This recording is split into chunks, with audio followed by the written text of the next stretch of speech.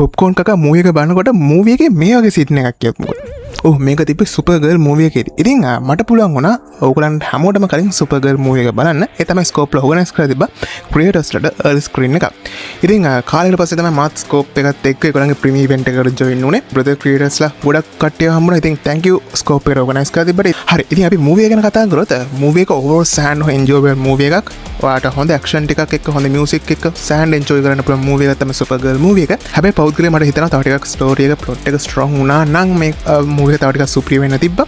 හැබැයි ඔයාලට හොඳටම එන්ජොයි කරන්න පුළුවන් මූවි එකක් තමයි සුපර්ගර්ල් කියන්නේ. ඉතින් මූවි එක බලලා ඊට එද්දි අපිට ආෆ්ටර් පාර්ටි එකකුත් ස්කෝප් එකෙන් ඕගනයිස් කරලා තිබ්බා.